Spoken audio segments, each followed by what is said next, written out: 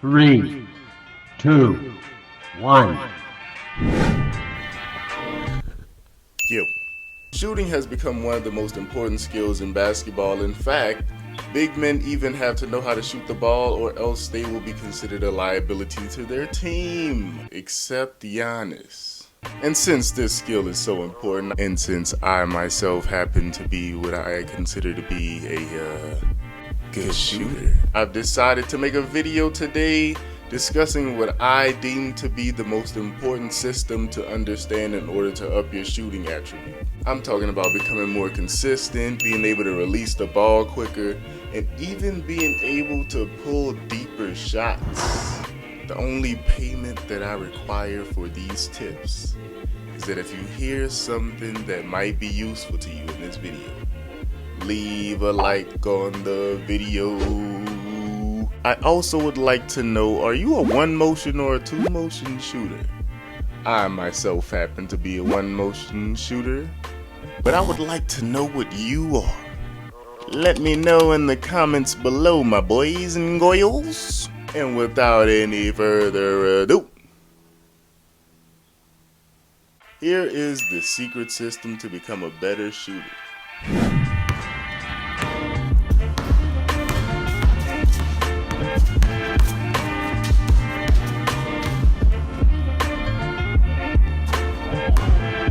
So in this video, we're going to be talking about all the ingredients that you should be adding to your jump shot stew in order to make it taste better. Bro, what you on? We're just going to go over all the little tidbits that you need to understand about your shot in order for you to become a more effective and comfortable jump shooter. So in this first section, we will talk about power.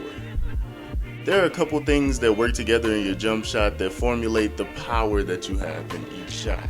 Things like how far in your jump are you shooting the ball, your shoulder and your chest placement, and your wrist and forearm force. Now, wrist and forearm force is just how much force you put into your flick of your wrist and your forearm.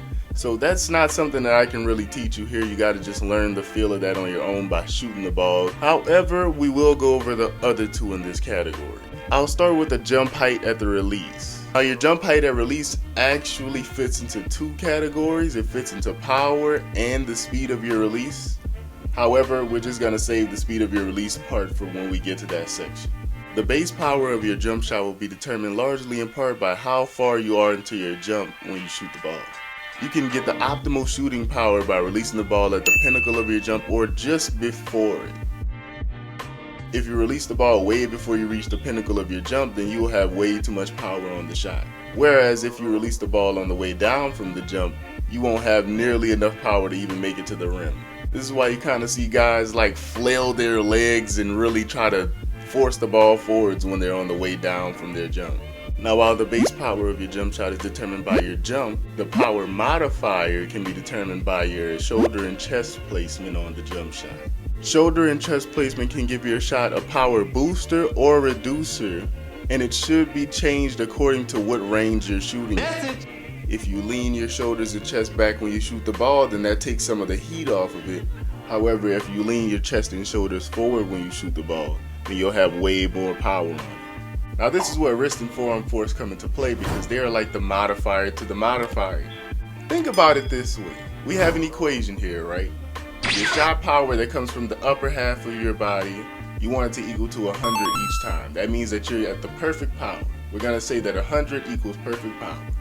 So that means that your chest and shoulder placement plus your wrist and forearm force should equal to 100 or your perfect shot power.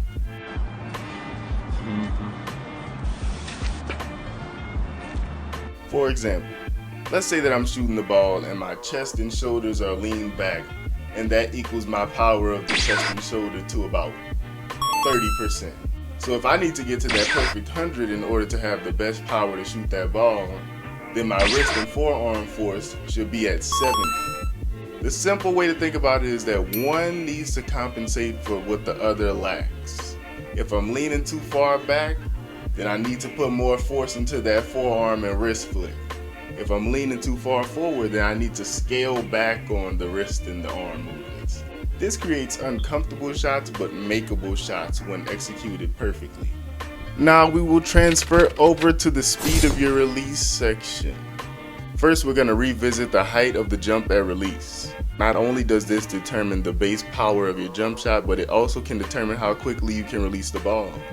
Remember that we said you want to release at the pinnacle of your jump. So if you jump really low, then the pinnacle will be reached way sooner, so you can release the ball faster.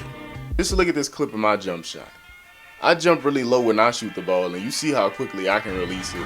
While jumping lower can give you the ability to release the ball faster, there are some people who jump just about at the same height as me who don't release the ball so fast. So why exactly do I release the ball faster than they do if we jump at the same height? Well, that all comes down to forming your hands on the ball faster. For this, I say you need to place your hands inversely on the ball when you catch it. Now, of course, this doesn't mean to put your left hand on the right side of the ball and your right hand on the... Don't act stupid. Doing this means that when you catch the ball, you want to place your hands on a direct 180 position from where they would be when you're forming your shot. So I'm going to use myself for an example here, right? On my jumper, I usually have my right hand directly under the ball, so when I catch the ball, then it will be directly on top. And with my left hand, it's normally on the side and the fingertips sort of reach towards the top of the ball. So when I catch that ball, it's still going to be on the side, but the fingertips will be towards the bottom of the ball now. So as soon as I go to flip my arms up, my shot is perfectly formed, and all I got to do is just let it go. Instead of catching the ball however it comes to your hands and then fumbling and jumbling because it slipped out because you weren't ready to catch it, and now you're needing to get your hands in position to shoot the ball and your defender is closing out, and damn, am I gonna get my feet set fast enough? And oh, how am I gonna get my feet set and then my hands aren't set? And you can avoid all that extra anxiety and shoot comfortably by just catching the ball and having your hands placed inversely to how you would shoot it. Pairing this with having that low jump pinnacle will make your jump shot so quick and fluid that a defender closing out won't matter to you. You're shooting comfortably each time because you know they can't block the ball. Now going back to the power section for just a second so that you get the most important part of this video. How do I deepen my range? Now this one is simple because all you have to do is apply the power section of this and you'll get it pretty quickly. I'm gonna use two clips for examples here to show you the difference between a normal jump shot that I take and a jump shot from half court. So on this first jump shot, you can see that I jump pretty low. It's fairly standard for my jump shots. My chest is pretty straight up and down, so there's no real power modifier on it. But when you look at this half court shot right here, you can see that I jump a little bit higher, so I have a little bit more time to reach that pinnacle, and I lean way more forward. I'm not that strong of a guy, I can't lie to you. I'm not an NBA player, but I do have just enough power if I lean forward. I barely flick the forearm, but I do get a whole lot of power in that wrist. Side note, when you increase your range on your shot, that means that the power that you need will go up so that your equation won't have to equal out to just 100. It would need to equal out to whatever range you're at. So if I'm at half court, that would require I would say at least 150%. So I would be leaning forward with my torso, that would give me 75, and I would flick really hard with the wrist, so that would give me another 75 to make that 150 for that shot. Basically, your shots don't have to bottom out at a perfect 100% all the time. When you get deeper in range, you want to start bumping that number up by jumping a little bit forward with your chest and shoulders and flicking that wrist a little bit harder. That is the end of the video. Damn, I was really having fun being a teacher here. Don't forget about our agreement earlier. If you found anything in this video to be useful to you, then leave a like for your boy. Also, don't forget, I want to know if you're a 1 motion or 2 motion shooter, player. Type that thing in the comments below. And as always,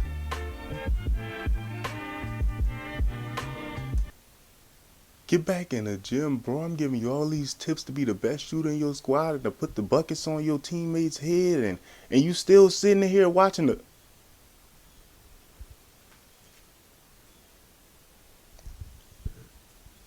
I ain't got nothing else to say about it, big dog.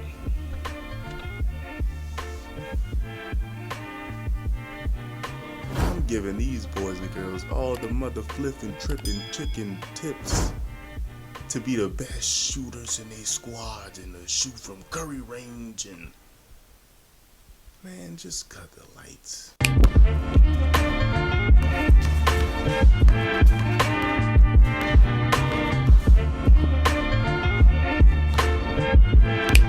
Hey bro. Hey bro. Get in the gym!